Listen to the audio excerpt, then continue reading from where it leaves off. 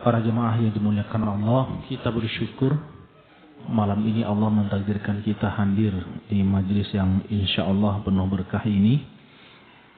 Mudah-mudahan Allah senantiasa mencatat amal kita menjadi amal soleh. Amin ya rabbal alamin. Bapak sekalian, kita sudah sampai di al-maqalah as-salisa wal ishrun, makalah ke-23, halaman 123 ya.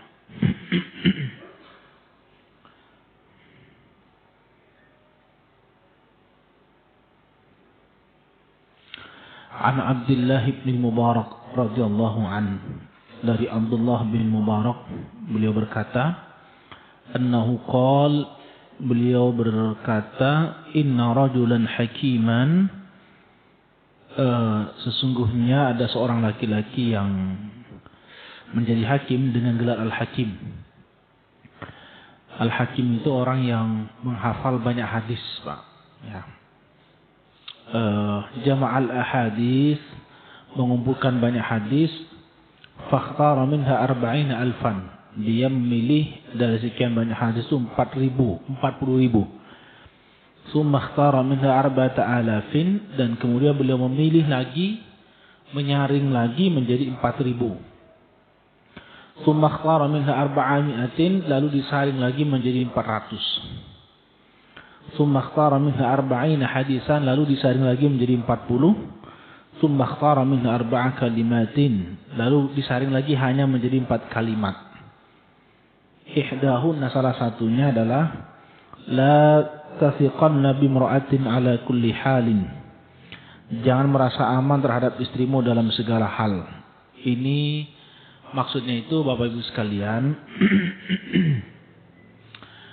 kita ini tetap harus hati-hati. Maksudnya jangan terlalu percaya itu bukan berarti kita selalu merasa tidak percaya dengan itu, bukan. Tapi maksudnya itu adalah jangan segala sesuatu yang disandarkan kepada istri itu lalu kemudian diikuti. Itulah maksudnya. Namanya perempuan itu Bapak Ibu pasti kadang-kadang minta sesuatu, itu pastilah. Minta ya kepingin ini itu pastilah. Lah maksudnya itu jangan selalu dituruti, itu maksudnya. Ya. Termasuk juga tentang pergaulan. Jadi seorang perempuan itu harus betul-betul bisa menjaga diri di dalam bergaul keseharian. Kadang-kadang suaminya bekerja, istrinya dikerjain. Itu sering kali. Saya tadi lihat di TV itu,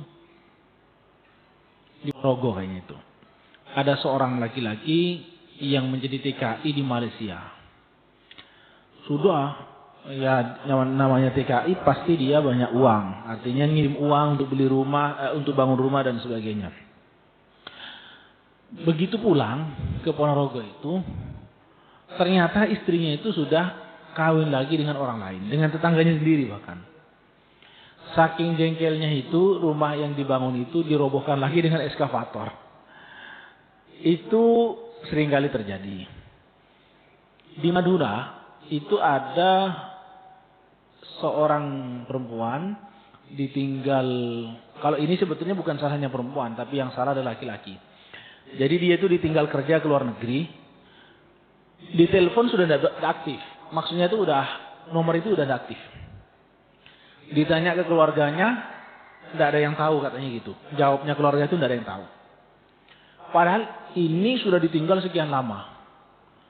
Apa yang terjadi? Karena dia sudah merasa lama ditinggal, dia tidak pernah dinafkahi, tidak pernah ditelepon dan sebagainya. Kawinlah dia sama orang. Karena ini sudah kawin dengan orang, dia pulang ke Madura itu dan kemudian membunuh tetangganya yang ngawini itu. Itu. Kan kalau di Madura urusan begini-begini ini kan harus hati-hati, Pak. Karena apa ya? Cara berpikir mereka atau keyakinan mereka itu, kalau sudah istri diambil orang itu sudah ada tawaran, ya sudah pasti matilah, kira-kira begitu. Nah, kasus ini ditanya ke saya, itu gimana hukumnya? Saya bilang, istrinya memang salah karena dia kawin dengan orang lain tanpa dicerai. Tapi sumber kesalahan pertama ada pada suami, saya bilang gitu. Loh kenapa? Kenapa suami itu kemudian kerja, tidak menghubungi sekalipun dengan istri, nomornya sudah tidak aktif, ditanya ke keluarganya katanya nggak ada yang tahu. Jadi ketika istri memutuskan kawin, ya memang dia salah, tapi kesalahan pertama itu ada pada suami. Kalau di dalam agama Islam, Pak, di fikih, 4 tahun istri itu ditinggal tanpa kabar, tanpa nafkah dan sebagainya, itu berhak untuk mengajukan perceraian. Berhak. Kepada siapa ya? Kepada pengadilan, mahkamah. Kalau jenengan lihat di akte nikah yang terbaru, itu kan ada taklid namanya. Jika selama 6 bulan istri ditelantarkan, tidak dinafkahi, tidak dikabari dan sebagainya, maka istri itu punya hak untuk mengajukan cerai di pengadilan. Itu di akte pernikahan ada itu, kalimat begitu itu. Dan itu biasanya ketika rapat di KUA itu disampaikan. Anda, Mas, calon suami dan sekaligus calon ayah, kalau Anda menelantarkan istrimu 6 bulan tanpa kabar, tanpa nafkah dan sebagainya, maka jangan salahkan kalau istri kemudian menggugat cerai di pengadilan. Itu di akte nikah sudah ada. Di Indonesia dibatasi 6 bulan. Suami menelantarkan istri, maka istri punya hak untuk mengajukan cerai. Kalau di dalam fikih itu 4 tahun. Ya. Intinya begini, kalau istri merasa ditelantarkan, boleh mengajukan cerai. Namanya cerai gugat di pengadilan agama. Dan waktunya 6 bulan. Kalau di akte nikah itu ada kalimat begitu. 6 bulan ditelantarkan berhak untuk mengajukan cerai. Tapi poinnya adalah tetap harus pengadilan. Ustaz, kenapa kok harus pengadilan yang menceraikan? Karena perempuan itu tidak punya hak untuk menceraikan suami. Tidak punya otoritas dia, Pak. Yang bisa menceraikan itu adalah suami kepada istri. Kalau istri tidak bisa menceraikan suami, kalaupun toh ingin cerai, saluran hukumnya adalah melalui pengadilan agama. Nah ini, prosesnya di situ. Ya. Nah, kasus yang bangkali saya bilang, memang istri itu salah. Kenapa kok kawin tanpa ngomong? Tapi tanpa mengajukan di pengadilan. Tapi sumber kesalahannya ada pada suami. Kalau memang dia masih sayang sama suami, sama istri, kenapa tidak ngubungi itu? 4 tahun itu ditelantarkan. Ya jangan salahkan juga. Kira-kira begitu. Nah, Bapak Ibu sekalian, saya berbicara ini itu kemarin di salah satu televisi ya, saya sampaikan. Termasuk saya udah lama sebetulnya saya ngomong. Pendidikan pranikah itu penting. Jadi gini, orang kalau mau kawin itu harus ada pendidikan lah. Nggak bisa cuma rapak 1 jam. Kadang rapak di KUA itu 30 menit. Kadang rapak di KUA itu 30 menit. Ya ngerti Mas ya, sampean calon suami gini. Iki bojone gini. Wis ngerti ya. Rapak gitu itu nggak efektif. Maka kalau mau efektif betul-betul ingin mengurangi angka perceraian itu harus ada pendidikan pranikah. Pendidikan pranikah itu dilaksanakan secara nasional oleh pemerintah. Ya mungkin 3 bulan. Materinya bukan hanya soal fikih, tapi tentang psikologi. Psikologi pasangan gitu. Karena begini Pak, laki-laki harus paham psikologi perempuan. Misalnya ini, mohon maaf ibu-ibu, perempuan itu kalau lagi M itu kan sensitif, mudah emosional. Itu laki-laki harus paham. Kok istri saya kemarin biasa-biasa aja, kok sekarang sensitif banget gitu. Kok mudah marah dan sebagainya. Mungkin dia lagi M. Nah, situasi-situasi begini ini laki-laki harus tahu gitu. Karena yang seperti yang kemarin dulu pernah saya ceritakan di sini itu, di Probolinggo itu ada laki-lakinya lulusan SMA, perempuannya SMP. Kawin, setelah itu dia makan bareng hanya karena istrinya ngentut di depan suaminya. Dia merasa tersinggung lalu kemudian diceraikan, diantarkan ke orang tuanya. Itu kan tidak paham psikologi namanya itu. Gitu. Nah ini penting, materi tentang psikologi pernikahan, termasuk tentang materi-materi berkaitan dengan soal pemberdayaan ekonomi dan sebagainya. Itu penting. Misalnya ini orang mau kawin, sampai mau kawin apa? Sudah kerjanya di mana? Gak punya pekerjaan saya Pak, pokoknya bondo nekat gitu. Nggak bisa nekat-nekat gitu. Anaknya orang mau dikasih makan apa gitu. Artinya ini harus ada pelatihan. Sampai itu diarahkan kalau mau kawin sampai harus bisa kerja. Ya apa pelatihan apa gitu. Seperti waktu penutupan doli itu. Kita ustadz, tidak bisa kiai ceramato doli harus ditutup, tidak bisa. Maka di sini kiai ustadz harus berkolaborasi dengan pemerintah. Saat itu waktu itu Bu Risma jadi wali kota itu. PSK itu, pekerja seks komersial itu, tidak hanya diceramahi, tapi dikasih solusi konkret. Apa solusinya? Mereka itu butuh pekerjaan. Dilatihlah. Ada yang jualan rujak, ada yang dilatih menjahit, ada yang dilatih bikin kue dan sebagainya. Setelah mereka mahir, dilepas ke daerahnya, dikembalikan ke daerahnya, sekaligus dikasih modal. Itu baru. Itu saja nggak bisa 100% tuntas, masih ada. Tapi itu sudah cukup bagus gitu. Saya 2013 tuh Pak termasuk dai lokalisasi. Jadi waktu itu dai-dai muda termasuk saya itu diterjunkan oleh Bu Risma, oleh wali kota untuk memberikan pembinaan spiritual. Saya ke Doli waktu itu, tapi untuk memberikan pembinaan ya, bukan untuk jajan. Nah, di Doli itu ketika saya nanya, "Oh, itu Pak, itu semacam ada permainan, ada apa ya? Apa kalau penjaga itu mafianya lah gitu. Jadi kita itu untuk bisa masuk ke dalam itu Pak, itu harus nyamar. Nggak boleh saya pakai gini, sarung, pakai baju takwa gini udah kelihatan. Oh, kita langsung diusir tuh. Kita nyamar pakai levis, pakai kaos, seakan-akan pelanggan, kira-kira begitu. Nah, bodyguard ya, bodyguardnya itu saya ini udah merasa tinggi, ini lebih tinggi dari saya ini. Nah saya waktu ngasih pembinaan itu, ternyata PSK tuh jawabannya intinya begini, Ustadz, jangan diceramai kami tentang itu. Kami ini bukan tidak tahu bahwa zina itu haram, tahu kami ini. Gitu. Tapi persoalannya kami ini butuh uang. Artinya kami ini jangan cuma dikasih wejangan, tapi kami ini butuh solusi konkret. Coba, mau gimana? Kalau cuma haram, saya tahu zina ini haram. Dari dulu, dari kecil tahu Pak. Tapi masalahnya kami ini butuh uang. Dan rata-rata, itu kan karena broken home. Faktor utama itu broken home. Yang kedua, karena memang faktor ekonomi. Yang ketiga, faktor hiperseks memang. Lah yang hiper ini, itu nggak bisa diobati kecuali dengan psikolog. Itu. Nah, kita sampaikan kok waktu itu kepada pemerintah bahwa yang terjadi di lapangan itu bukan soal mereka tidak tahu tentang pekerjaan seks itu. Mereka tahu itu haram, tapi mereka itu butuh solusi konkret. Nah, saat itu wali kota, dinas sosial semua dan sebagainya bergerak. Nah, PSK itu didata, ada berapa?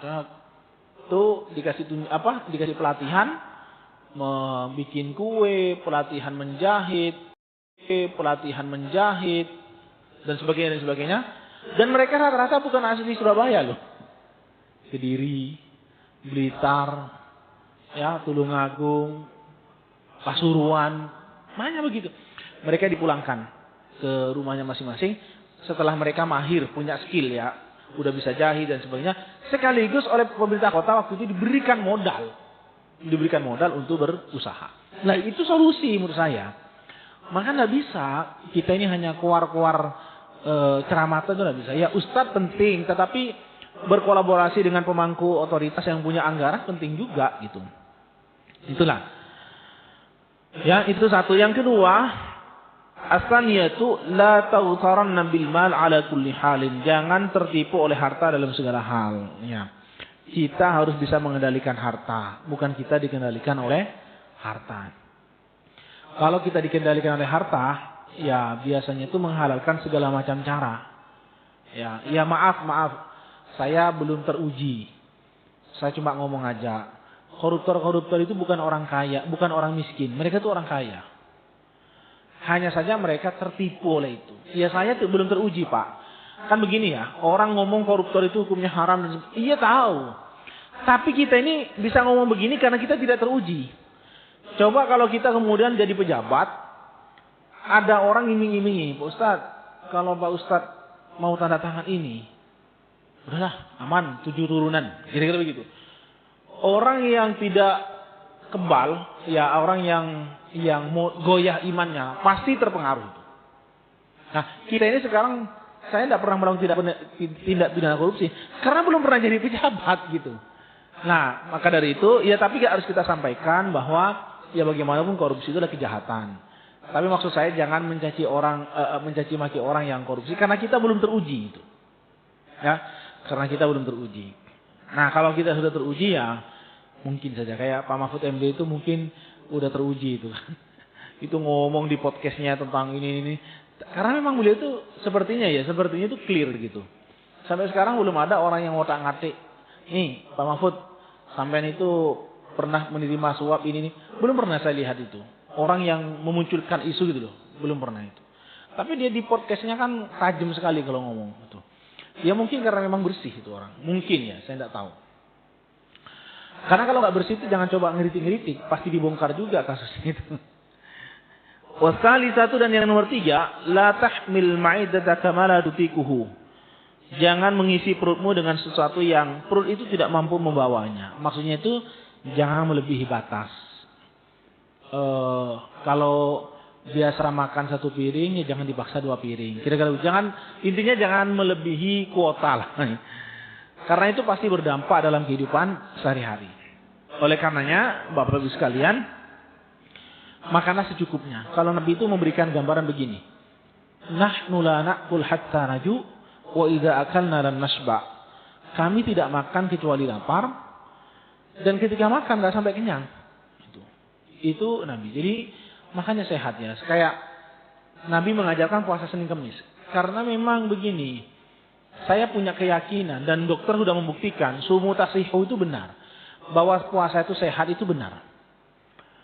Karena kan ibarat sistem metabolisme kita ini ibarat selepan. Tahu selepan ya, Pak? Penggilingan padi itu. Itu harus menerus giling padi gitu tuh. Karena lama-kelamaan kan menjadi menurun kualitasnya itu. Nah, ada saatnya di mana mereka harus standby, berhenti dulu lah sejenak itu. Sama, sistem metabolisme kita ini kalau makan terus, tidak pernah puasa, kerja terus kayak gini, motor, ya. Coba puasa lah, berhenti sejenak gitu kan. Nah, sistem biar mereka istirahat, biasanya bisa makan lagi dan seterusnya.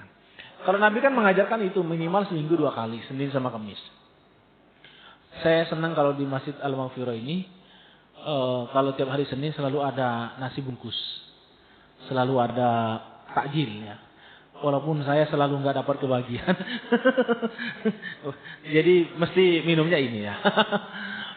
Tapi nggak apa-apa, maksud saya itu seneng gitu lihat orang-orang puasa dari luar itu parkirnya enak, makan ditanggung itu seneng. Dan memang seharusnya masjid itu begitu, Pak. Masjid itu bukan hanya tempat, saya pernah ngomong ini di radio.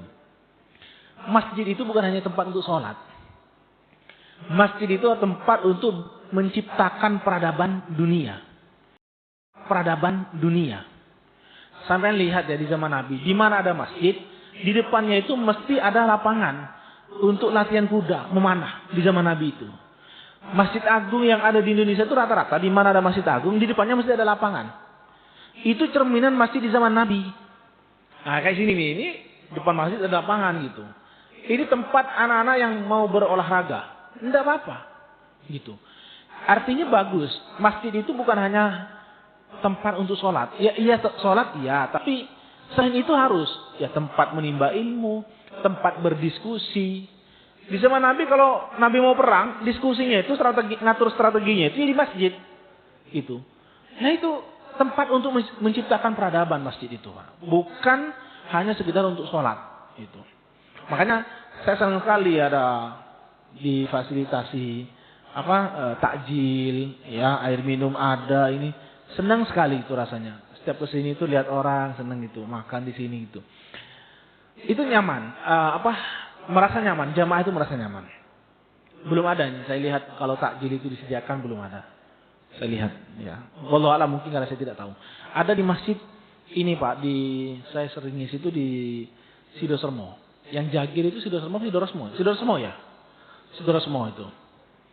Sidoresmo itu ada masjid namanya Baitur Rahman. Itu karena areanya juga sama luas gitu, ada tempat untuk ngopi.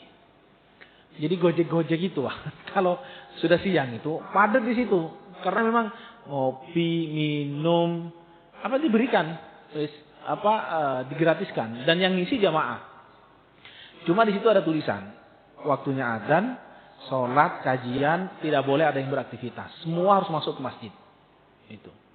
Itu saya kalau Jumatan, ngisi Jumatan itu, habis Jumatan itu kadang kita masih ngobrol ya. Itu gojek-gojek mesti antri tuh.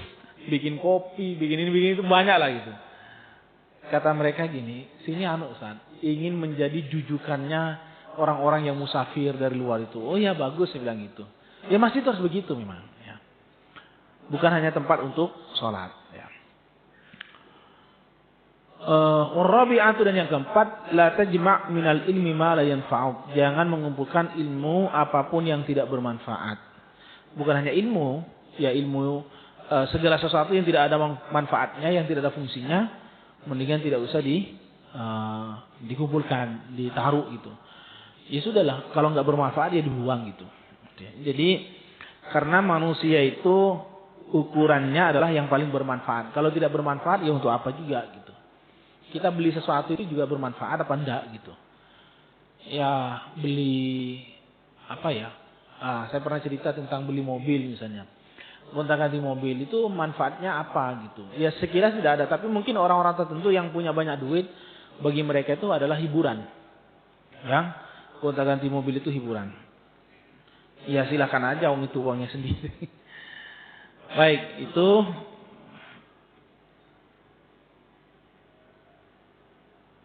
lanjut.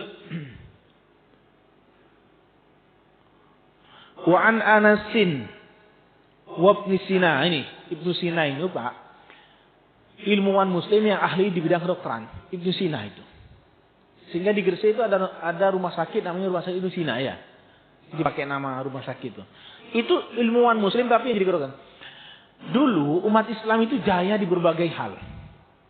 Di bidang astronomi itu ilmuwan muslim. Ibnu Sina kedokteran, Al-Jabar itu, sehingga disebut dengan Al-Jabar, itu matematika. Itu ilmuwan muslim. Tapi kita pernah kalah di perang Mongol itu, sehingga buku-buku yang dicetuskan, yang dikarang oleh ulama-ulama kita, ilmuwan-ilmuwan muslim itu diterjemahkan ke dalam bahasa mereka, sehingga kemudian yang ini dibakar. Itu kita mengalami kemerosotan sejak itu sudah. Tapi aslinya ilmuwan muslim itu jago-jago tuh. Astronomi, kedokteran, ya, psikologi, sosiologi. Ibnu Khaldun itu bapak sosiologi muslim itu, ya, dan seterusnya.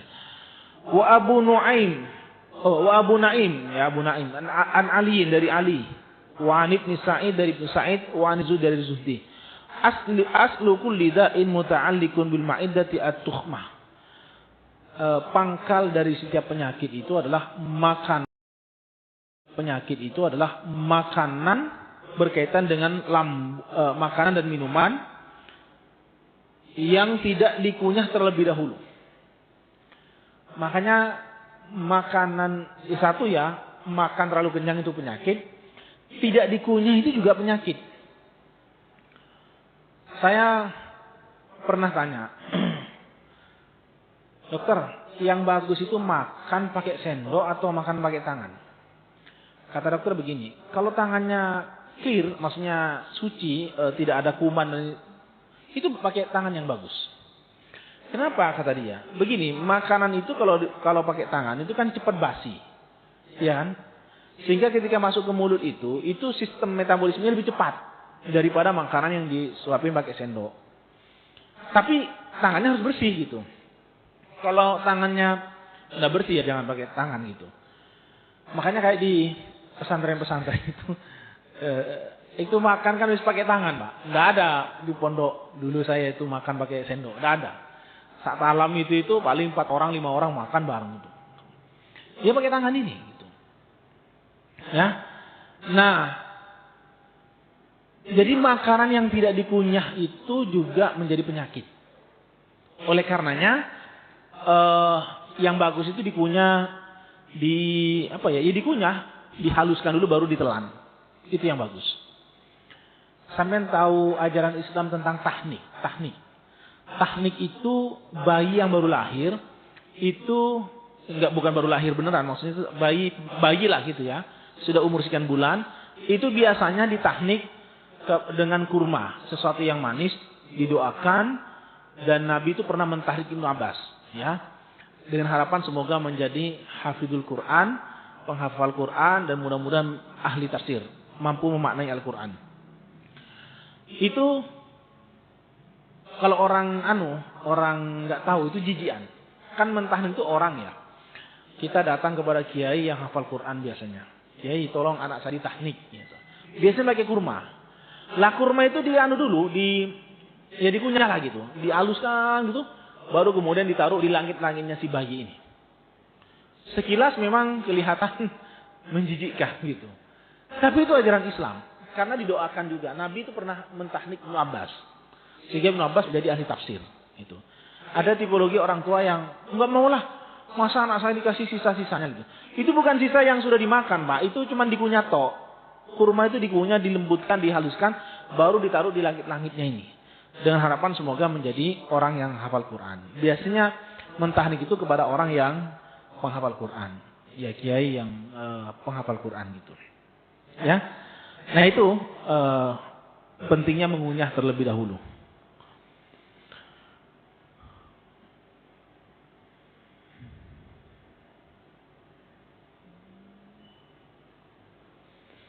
Berikutnya, inni uridu an ata'allamal ilmah. Aku ingin belajar ilmu pengetahuan. Wa akhafu an udayyi'ahu. Tapi saya takut menyia-nyiakan ilmu. Artinya tidak mengamalkannya. Faqala, lalu dia bilang, kafa bitarkika lil ilmi idha'atan. Ya kamu menyia-nyiakan orang alim, orang yang berilmu itu sudah menyia-nyiakan. Jadi ada orang alim tapi tidak dimanfaatkan, itu sudah menyia-nyiakan ilmu. Tidak mengamalkan ilmu. Maka kalau ada orang alim di sini bukan hanya alim agama ya. Alim di sini itu segala bidang. Ya, orang yang ahli di bidang astronomi, ahli di bidang konstruksi, itu dimanfaatkan. Ya, dimanfaatkan artinya mungkin bisa dengan konsultasi atau apa gitu. Nah, itu termasuk yang tidak menyia-nyiakan ilmu. Kalau ada orang berilmu tapi tidak pernah dipakai, tidak pernah diajak diskusi dan sebagainya, itu berarti kita sudah masuk dalam kategori menyia-nyiakan ilmu pengetahuan.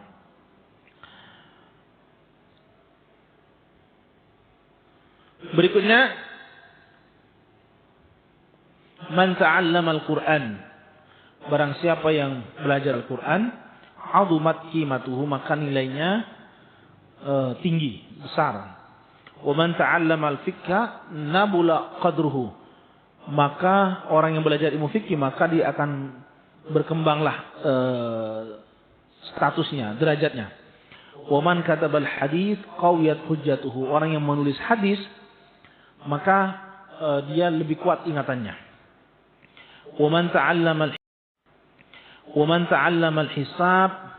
Orang yang belajar ilmu hisab jazula ra'yuhu, maka pikirannya menjadi terasah. Wa man ta'allama al-arabiyyata raqqa tab'uhu. Dan barang siapa yang mempelajari bahasa Arab, maka tabiatnya nanti, maksudnya belajar ilmu-ilmu keagamaan ini, maka tabiatnya menjadi halus. Wa man lam yasun nafsahu. Dan barang siapa yang tidak menjaga dirinya, dan yanfa'hu ilmuhu, maka ilmunya tidak akan bermanfaat. Nah, Bapak Ibu sekalian, ini sejak dulu kan kita diajarkan menulis. Kenapa? Karena kalau menulis sendiri itu hafalan ingatan kita itu kuat. Ada benernya juga. Sekarang ini kan kita serba tidak usah menulis, karena semua sudah bisa difotokopi, bisa dikirim PDF, di-share melalui WA dan sebagainya. Tapi seringkali kita lupa. Ya, tapi kalau orang dulu itu kan misalnya ini mau ngundang. Tanggal berapa acaranya sampai itu? Hari ini Kiai tanggal sekian-sekian. Itu biasanya dicatat di kalendernya. Sehingga dia itu minimal tuh ingat gitu. Oh iya, saya pernah punya undangan. Tanggal berapa? Dicek di kalendernya. Nah, sekarang ini kan karena melalui by WA itu seringkali lupa kalau tidak diingatkan. Pak Bambang ini selalu mengingatkan terus ini. Pagi sudah diingatkan saya. Siap gitu. Tapi bagus itu, Pak. Karena sering kali itu lupa. Kemarin nih ya, saya itu janjian dengan orang mau konsultasi masalah warisan. WA-nya itu gini, Ustaz nanti ketemuan di Excel Sumer. Lalu dalam kurung, depannya, sampingnya Galaxy Mall. Saya nggak terlalu fokus pada Galaxy Mall-nya, tapi fokus pada Mer-nya. Excel Sumer kan sini toh, yang mau naik ke jembatan itu. Sudah saya di situ. Sampai malam kok nggak datang. Tiba-tiba dia telepon. Ustaz di mana kok saya tunggu? Loh, saya dari tadi Bu di sini saya gitu. Di mana Ustaz? Coba Ustaz berdiri, saya berdiri. Loh kok nggak ada? Ustaz di mana? Loh, saya ini di Excel Mer. Mer yang di mana? Ya, yang Mer itu Bu. Bukan yang Galaxy Mall. Loh, Galaxy Mall. Akhirnya saya coba browsing, iya ada Excel juga di sana itu. Itu karena ini apa namanya fokus pada Mer-nya itu. Sampai malam itu saya nunggu. Masalah hukum waris itu. Akhirnya saya ke sana ke Galaxy Mall itu. Ya itulah, jadi dunia semakin canggih. Orang sekarang itu tidak perlu menulis. Ya, berita apapun tinggal di kopas. Tapi daya ingat kita itu beda dengan yang menulis. Makanya guru kita dulu waktu kecil sudah nulis, jangan difotokopi. Karena fotokopi itu biasanya orang tidak mudah untuk mengingat gitu. Ya. Sekarang ini dengan adanya teknologi AI, itu kan gampang sekali orang bikin makalah. Saat semari itu bikin makalah itu. Tapi persoalannya bisa nggak dia itu mengingat tulisan yang dia tulis sendiri itu. Dengan kopas ngedit itu. Dengan yang betul-betul mikir sendiri itu beda. Kualitas ingatannya pasti beda gitu. Makanya dulu guru kita dulu mengajarkan itu. Nulis sendiri, jangan fotokopi. Ya, lanjut. Makalah yang ke-24. Ada pertanyaan Pak? Ibu barangkali? Oh ya silakan Pak. Assalamualaikum warahmatullahi wabarakatuh.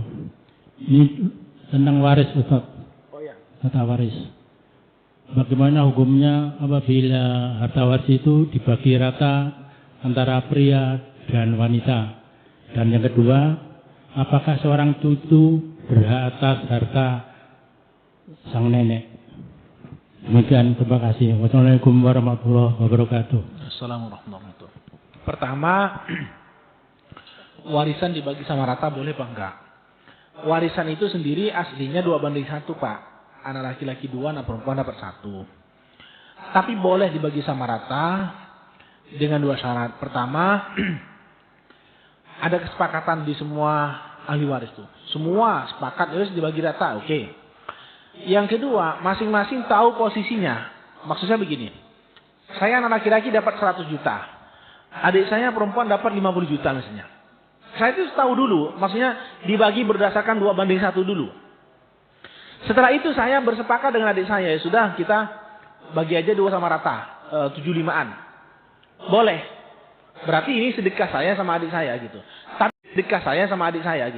Tapi sebelum itu ditentukan, bagikan sesuai dengan aturan agama 2:1 dulu. Setelah itu silakan bersepakat. Nggak apa-apa, boleh. Ya. Yang kedua, cucu. Cucu itu kalau masih ada anak terhalang. Nih, menikah punya anak. Anak ini menikah punya cucu. Cucu ini kalau masih nggak akan dapat dari kakeknya atau neneknya. Kalau anaknya masih ada, nggak bisa. Kecuali misalnya ini, orang nikah punya anak 2 laki-laki semua. Lah, ini menikah punya anak, ya, ini masih belum nikah ini. Lah ini meninggal duluan sebelum ayahnya meninggal. Jadi sebelum kakeknya meninggal, ini udah meninggal. Gimana ini Pak? Kalau di fikih gak dapat. Karena dia terhalang oleh anak. Karena ini masih ada anak. Tapi kalau di KHI, dia itu diangkat derajatnya menggantikan posisi ayahnya. Nah, terserah. Dia itu punya anak 5, ya silakan dibagi berlima gitu. Tapi dia naik kelasnya sederajat dengan pamannya, saudaranya, bapaknya ini gitu. Itu kalau di KHI. Apa pertimbangannya? Ya kemanusiaan sebetulnya. Karena dianggap siapa sih orang yang pengen mati duluan bapaknya, kan ada juga gitu. Tapi karena memang takdir kadang begitu. Ya, terutama waktu Covid. Waktu Covid itu banyak sekali. Kakeknya sudah sepuh di desa, masih hidup, anaknya sudah meninggal duluan karena Covid. Itu banyak kasus-kasus begini nih. Itu gimana Ustadz warisannya? Bisa nggak cucu ini naik gitu? Ya kalau KHI bisa itu. Cucu ini naik menggantikan posisi bapak. Gitu. Itu nggih. Itu masalah warisan. Ini seringkali ditanya orang ya masalah warisan ini. Karena ini pasti dialami jenengan. Ya. Ada lagi, Bapak? Oh ya, silakan. Mengenai selawat itu hukumnya gimana? Apa? Menjawab dari orang membaca selawat itu hukumnya gimana? Terus misalkan kita waktu sholat juga begitu, kadang imam ada yang baca selawat, itu dijawab gimana? Terima kasih, Ustaz. Ya, kan hadisnya begini. Al-bakhil man dzukirtu indahu wa lam yusalli alayya. Orang pelit itu kata Nabi, orang yang ketika nama saya disebut dia tidak salawat. Ada orang bilang Muhammad, dia tidak bilang Allahumma shalli alaihi itu. Itu pelit. Sehingga kemudian salawat itu harus dijawab dengan Allahumma shalli alaihi. Allahumma shalli wa sallim berkali terserah. Pokoknya intinya dijawab. Pak, bagaimana ketika sholat? Imam baca di situ ada kalimat Muhammad misalnya gitu. Perlukah kita bersolawat? Bersolawatnya dalam hati aja, tidak usah diucapkan. Karena kita terhalang oleh sholat tadi itu. Kan sholat itu tidak boleh membaca sesuatu di luar yang memang disyariatkan. Itu kan. Walaupun ada ulama yang memperbolehkan. Sama dengan baca ketika imam baca gini surat Al-Qari'ah. Itu kan akhirnya gini, narun hamiyah. Itu jamaah masih atau imam juga baca nas'alullahal afwa wal afiyah. Lah, ini kontroversi, ada yang bilang boleh, ada yang bilang tidak. Nah, bagi saya daripada kontroversi itu, baca aja dalam hati. Enggak usah dikeraskan gitu. Sama. Alaihissallahu bi ahkamil hakimin. Bala wa ana ala dzalika minasyahidin. Itu kan disunahkan. Tapi daripada kontroversi, baca aja dalam hati gitu. Itu, Pak. Sama juga Prof. Ali Aziz ketika mengajarkan tentang terapi sholat bahagia, itu kan bagaimana beliau itu memaknai sholat satu dari segi kesehatan, yang kedua memanfaatkan momentum sholat itu sebagai upaya untuk lebih dekat dengan Allah, kan begitu. Kalau jenengan pernah ikuti kan begini, ketika sujud misalnya, ya Allah, saya punya penyakit ini, sembuhkan saya yakin, kan begitu kan? Itu kan kata beliau dalam hati aja, jangan diucapkan. Karena kalau diucapkan nanti pasti menimbulkan polemik gitu. Cukup dalam hati aja. Saya yakin, engkau pasti menyembuhkan penyakit saya, kan begitu? Itu. Nah itu ajarannya beliau. Itu. Tidak ada apa-apa kalau di dalam hati tidak ada masalah. Itu. Sergei, ada lagi yang mau tanya atau mau tanya hukum waris juga boleh. Ini mungkin harta warisnya banyak gitu. Punya banyak harta warisan, tidak apa-apa, monggo.